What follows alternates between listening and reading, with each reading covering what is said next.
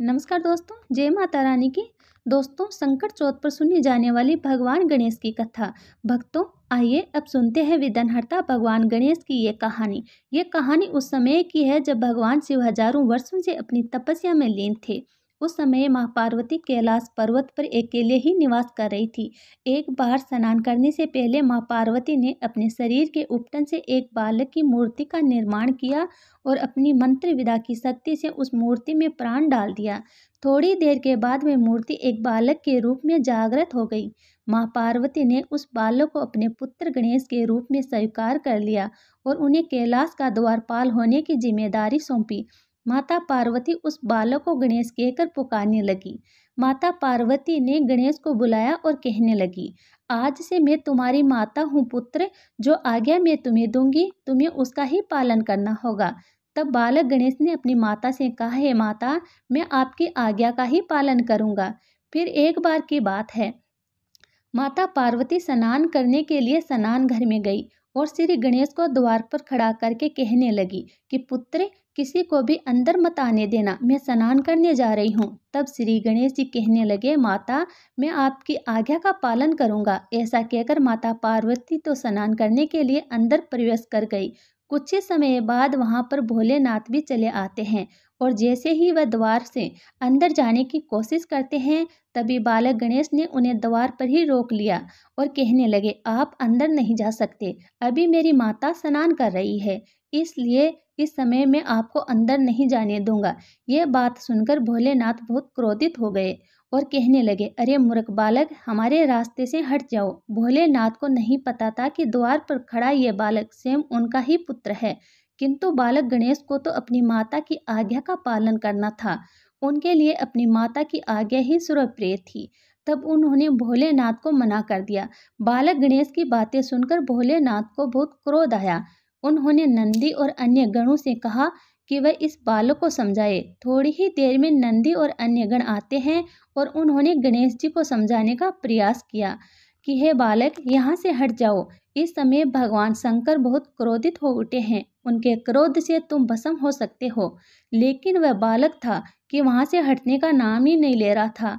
डटकर द्वार पर खड़ा हो गया और कहने लगा, अगर आप में से किसी ने भी अंदर आने की कोशिश की तो मैं उसे दंड दूंगा।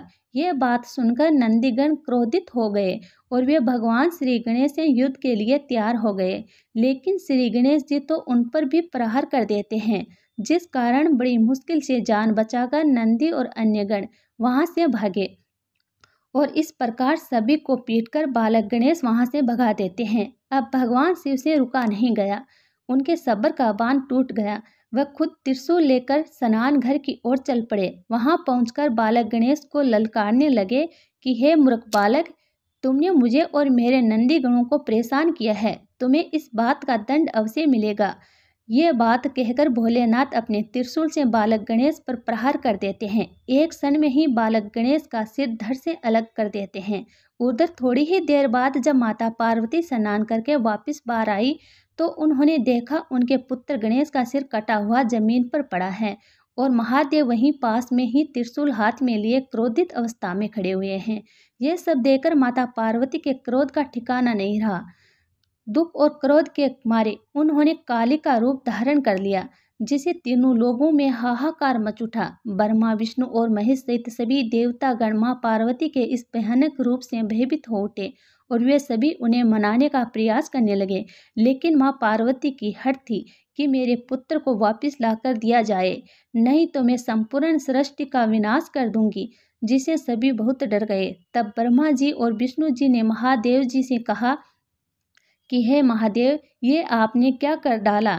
ये महादेव, आपने तो पार्वती के पुत्र यानी कि अपने ही पुत्र को मृत्यु दंड दे डाला। ये सब जानकर महादेव को अपनी गलती का पश्चाताप हुआ और वे माँ पार्वती से क्षमा मांगने लगे। कहने लगे, हे देवी, मुझे क्षमा कर दो। अब ये मस्तक तो मैं वापस नहीं जोड़ सकता, लेकिन किसी पशु का मस्तक यदि मिल जाए तो मैं उसे जोड़कर पुण्य बालक गणेश को जीवनदान दे सकता हूँ। तब ब्रह्मा जी ने सुझाव दिया कि पूर्व दिशा में जाकर जो माँ अपने बच्चे की तरह पीट करके लेटी हुई हो, उस बच्चे का सिर काट कर ले आओ। तब ऐसे किसी प्राणी की खोज की गई। रास्ते में सबसे पहले एक नन्हा हाथी दिखाई दिया जिसकी माँ उसकी तरफ पीठ करके लेटी हुई थी। तब नन्हे हाथी का सिर काटकर भगवान गणेश के शरीर पर लगाया गया। भगवान शिव की कृपा से बालक गणेश पुण्य जीवित हो उठे। तब माता पार्वती और अन्य सभी देवताओं और ब्रह्मा विष्णु महेश सहित सभी बालक गणेश को आशीर्वाद प्रदान करते हैं, उन्हें अनेक प्रकार की शक्तियां प्रदान करते हैं। इस प्रकार भगवान गणेश जी का जन्म और उनके सिर पर गज का मस्तक विराजमान हुआ। इस तरह माता पार्वती के पुत्र पर आया संकट दूर हो गया, उनके पुत्र की रक्षा हो पाई। बोलिए गणेश भगवान की जय। उम्मीद है ये कथा आपको पसंद आई होगी। और दोस्तों, आपको ये कथा कैसी लगी कृपया कमेंट करके ज़रूर बताइए। वीडियो पसंद आए तो लाइक करें और अपने दोस्तों के साथ शेयर ज़रूर करें।